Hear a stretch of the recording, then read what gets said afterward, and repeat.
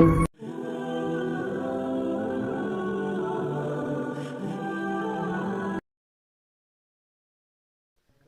علیکم ورحمۃ اللہ وبرکاتہ۔ تو ناظرین، آج ہم پھر آپ کے سامنے ایک نئے سبق کے ساتھ حاضر ہوئے ہیں، اور آج کے سبق کا تعلق جو ہے وہ اردو کے بیسک گرامر سے ہے۔ جیسا کہ ہم نے اس سے پہلے آپ کو بیان کیا تھا کہ اردو لینگویج جو ہے بہت ہی میٹھی، صاف ستھری لینگویج ہے۔ اس کا بولنا بھی، سمجھنا بھی، لکھنا بھی بہت آسان ہوتا ہے۔ اس لیے اس لینگویج نے بہت جلد کم ہی مدت میں شہرت پالی اور حاصل کر لی ہے۔ تو آج ہم اردو کی بیسک اور بنیادی گرامر کو لے کر حاضر ہوئے ہیں، اور آج کے سبق کا جو تعلق ہے وہ کلمہ سے ہے۔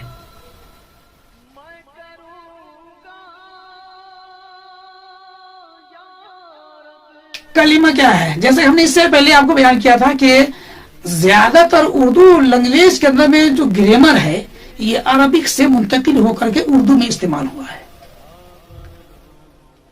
کلمہ بھی سب سے پہلے عربک میں استعمال ہوا، پھر وہاں سے اردو کے اندر میں آیا۔ کلمہ یہ نکلا ہے کلم سے، کاف لام میم، اس سے نکلا ہے۔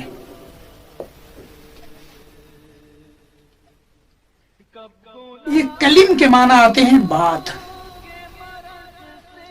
مگر اردو دانے کلمہ بامانے لفظ کو، بامانے بات کو کہتے ہیں کلمہ، لیکن لفظی اعتبار سے کلمہ نکلا ہے کلم سے، جس کے معنی آتے ہیں کامن بات، کسی بھی قسم کی بات کو ہم کلمہ کہتے ہیں۔ اسی کلم سے کلمہ بن گیا۔ کلمہ بولتے ہیں ایک بات کو، اور جب بہت ساری باتیں ہوں گی تو اس کو بولیں گے ہم کلام۔ پتہ چلا کلمہ واحد ہے اور کلام اس کی جمع ہے۔ کلمہ ایک بات کو کہتے ہیں اور کلام بہت ساری باتوں کو کہتے ہیں۔ کلام بہت ساری باتوں کو کہتے ہیں۔ تو یہاں سے کچھ باتیں سامنے نکل کے آ رہی ہیں کہ اردو لینگویج کے اندر میں بیسک جو گرامرز ہیں وہ کیا کیا آتی ہیں۔ تو ہم آپ کو بتاتے چلے وہ یہ کہ ہماری باتیں جو ہوتی ہیں نا، ان باتوں کے ٹکڑے کو اجزائے کلام کہتے ہیں۔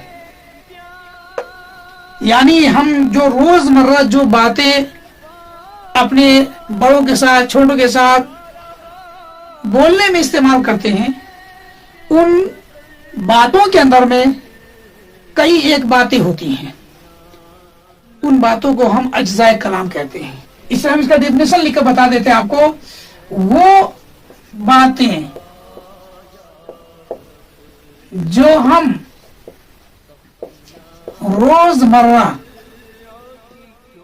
روزمرہ ہر دن جو استعمال کرتے ہیں، وہ باتیں جو ہم روزمرہ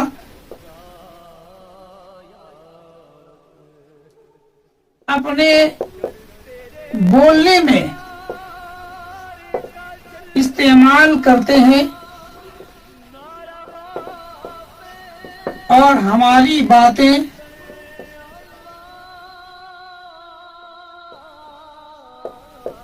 ان کے بغیر پوری نہیں ہوتی۔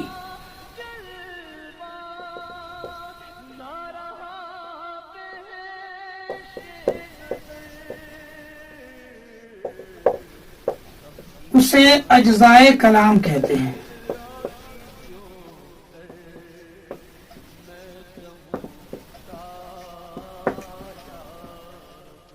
اجزائے کلام کو انگلش میں پارٹس آف سپیچ کہتے ہیں۔ پارٹس آف سپیچ کا جو ہم نے یہاں پر ڈیفینیشن لکھا وہی بات اجزائے کلام ہے۔ یعنی اجزائے کلام اور پارٹس آف سپیچ ایک ہی چیز کے نام ہے۔ فرق یہ ہے کہ انگلش میں پارٹس آف سپیچ نام دیا گیا اور یہ اردو کے اندر میں اجزائے کلام اس کا نام دیا گیا ہے۔ تو یہ اجزائے کلام بہت زیادہ امپورٹنٹ ہے۔ بہت سے لوگوں کو تو پتہ ہی نہیں کہ اجزائے کلام ہوتے کیا ہیں۔ इसलिए हम आपके सामने में ये लिख करके दिखा दिए हैं ताकि इसका डिफिनेशन भी याद रखें और इसको स्टेप बाय स्टेप के बाद ये हर एक को समझने की कोशिश करें। उर्दू के अंदर में पार्ट्स ऑफ स्पीच में सबसे पहला वाला जो किस्म है वो इसम, दूसरी किस्म फेल, तीसरी किस्म हर्फ, चौथी किस्म ज़मीर, पांचवी किस्म सिफत और छठी किस्म जो है मुताल्लिक़े फेल कहलाते हैं। मुताल्लिक़े फेल गोया हम कहेंगे कि अज्ज़ाए कलाम उर्दू के अंदर में 6 है, इस्म, फेल, हर्फ, ज़मीर, सिफत और मुताल्लिक़े फेल। लेकिन हम आपको साथ बताते चले कि इंग्लिश के अंदर में पार्ट्स ऑफ स्पीच जो है वो 8 हैं। पहले हम उर्दू के अंदर आपको बताते चले कि इस्म इंग्लिश में कहते हैं नाउन को, फेल कहते हैं वर्ब को, हर्फ को कहते हैं conjunction plus interjection plus preposition. इन तीनों का नाम हर्फ है। ज़मीर बोलते हैं प्रोनाउन को, सिफत बोलते हैं एडजेक्टिव को और मुताल्लिक़े फेल बोलते हैं एडवर्ब को। तो नाज़रीन आप देख पा रहे हैं इंग्लिश में नाउन हो गया, फेल को इंग्लिश में वर्ब कहते हैं, हर्फ को कंजक्शन भी कहते हैं, इंटरजेक्शन भी कहते हैं और प्रीपोजिशन भी कहते हैं। ज़मीर को प्रोनाउन कहते हैं, सिफत को एडजेक्टिव भी कहते हैं और मुताल्लिक़े फेल को एडवर्ब कहते हैं। हमने आपको इससे पहले बताया आपको कि उर्दू के अंदर में तो 6 है जैसे हमने आपको लिखकर दिखाया, लेकिन इंग्लिश के अंदर में 8 है। कैसे 8 है? देखिए, number 1 noun, number 2 verb, number 3 conjunction, number 4 interjection, number 5 preposition, number 6 ज़मीर यानी प्रोनाउन, नंबर 7 एडजेक्टिव और नंबर 8 एडवर्ब। तो चूंकि यहाँ पर इंग्लिश के अंदर में इन तीनों को अलग अलग दिखाया गया है, इसलिए वहां पर 3 किस्म अलग से निकल जाती है, तो वो बन गए 8। और उर्दू के अंदर में हर्फ ही के अंदर में ये तीनों की तीनों शामिल है, ऐड है, इसलिए वो सब बनकर के एक ही बनते हैं। इस लिहाज से उर्दू के अंदर में अज्ज़ाए कलाम 6 हो गए और इंग्लिश के अंदर में 8 हो गए। तो नाज़रीन आपने समझ लिया कि अज्ज़ाए कलाम क्या होता है। अज्ज़ाए कलाम यानी कलाम के जो पार्ट हैं, बात करने के जो पार्ट हैं, वो उर्दू के अंदर में 6 हैं। हमारी कोई भी बात इसम के बगैर कंप्लीट नहीं होगी। अगर इसम नहीं होगा तो फेल होगा, फेल नहीं होगा तो हर्फ होगा। कभी कभार इसम भी होता है, फेल भी होता है, हर्फ भी होता है, ज़मीर भी होता है, हमारी बातों में इस्तेमाल होता है, सिफत भी होती है और मुताल्लिक़े फेल होती है। यानी इन 6 के बगैर हमारी बात पूरी हो ही नहीं सकती है, इम्पॉसिबल है। तो चूंकि हमारी कोई भी बात इनके बगैर पूरी नहीं होती, इसलिए इसका नाम है अज्ज़ाए कलाम। यानी हमारी बातचीत करने के जो पार्ट हैं, जो जुज हैं, जो अज्जा है, जो हिस्से हैं, वो ये सब कहलाते हैं।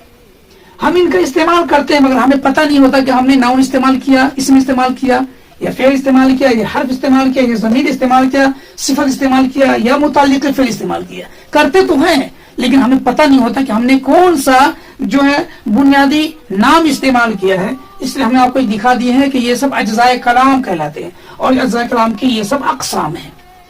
तो इंशाअल्लाह ताला आगे के सबक में इस तरीके से आपको स्टेप बाय स्टेप पहले इसम की पूरी वजाहत बयान करेंगे, फिर फेल की, फिर हर्फ की, फिर ज़मीर की। इंशाअल्लाह उम्मीद है जब इन बातों को समझ लेंगे तो फिर आपके लिए इस लैंग्वेज का बोलना भी, लिखना भी और समझना भी इंशाअल्लाह ताला आसान हो जाएगा। तो यहाँ तक आपने दूसरे सबक के साथ आपने इस टॉपिक को समझ लिया, इसका ताल्लुक भी उर्दू के बेसिक ग्रामर से है। तो उम्मीद है नाज़रीन आज आपको ये सबक अच्छी तरह समझ में आ गया होगा। तो अगर कहीं पे कोई कंफ्यूजन हो, कहीं पे कोई प्रॉब्लम हो तो रिप्लाई दीजिए, वहां से कमेंट्स में कीजिए और अपनी राय का इजहार कीजिए। तो आज के लिए इतना ही, तब तक के लिए खुदा हाफिज़।